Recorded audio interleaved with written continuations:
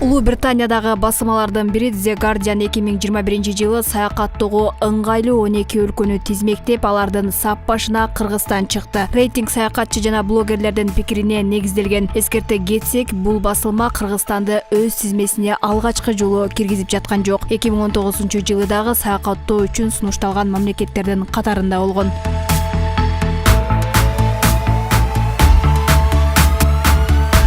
Кыргызстан дүйнөдөгү эң керемет өлкөлөрдүн бири. Анын жаратылышы ар дайым туристтерди суктандырып келет. Зафер Динчер Кыргызстанда 16 жылдан бери жашап, табиятынын кооздугу, саякаттоо үчүн эң ыңгайлуу жана элинин меймандостугуна баа берет. Ошону менен катар өлкөдөгү кооздукту сүрөткө түшүрүү анын негизги милдетине айланган. Ушундай эң жакшы байлыкты, мындай жаратылышты, таза абаны, сууну Кудай ушу Кыргызстан кичинекей мамлекет болсо дагы өзүнүн ичинде мындай укмуш жерлерди, ушундай таза абаны, сууну Кудай бериптир. Ошонун кыйметини биринчиден билиш керек, бирок биз буну байкай албашыбыз мүмкүн.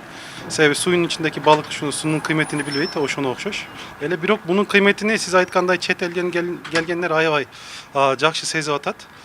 Кыргызстанда мен ойлойм 12 ай 4 сезонго туризм уюштурулса, туристтерди тарта турган мындай мүмкүнчүлүктөр аябай көп.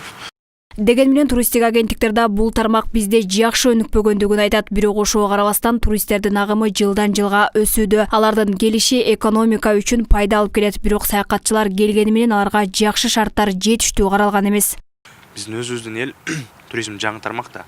Биздин өзүбүздүн эл дагы бул тармак боюнча мындай жакшы иштешибиз керек да. Анан биздин ошол эле биздин өкмөт жакшы иштеш керек бул боюнчачы.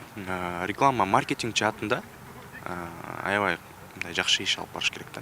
Биздин өкмөт ошого мындай бир көңүл бөлсө, ошол тарабынан. Анан ага дагы мисалы үчүн рекламага жараша дагы бизде өзүбүздүн мына кызмат көрсөтүү секторундагы бир жаңы деңгээлге алып чыгыш керек. Реклама жасагандан кийин албетте ал жакшы таасирин берет, келип башышат.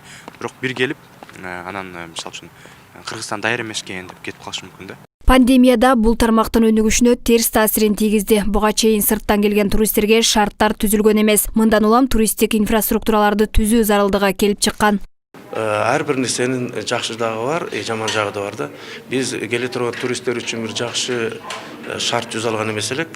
Ошол пандемиядагы карантинден пайдаланып, мына инфраструктураларды тез арада ичинде түзүш керек. Анан быйыл ошо туристтик инфраструктураларды жакшылап түзүп ала турган болсок, мен ойлойм, туристтер ушул жыл болбосо да эмдиги жылдан баштап келет. Туристтердин кайсы өлкөлөрдө болбосун, туристтердин киреше абдан чоң түшүп турган. Бул үчүн биз акылыбызды пештеп, акылдуу бир саясат жүргүзүшүбүз керек.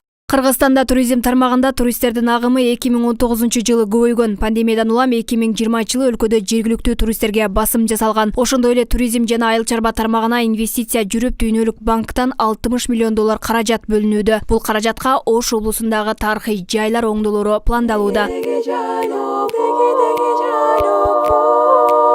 Алмагүл Эркебай кызы, Бекмамат Султанов, 7 канал, Ош.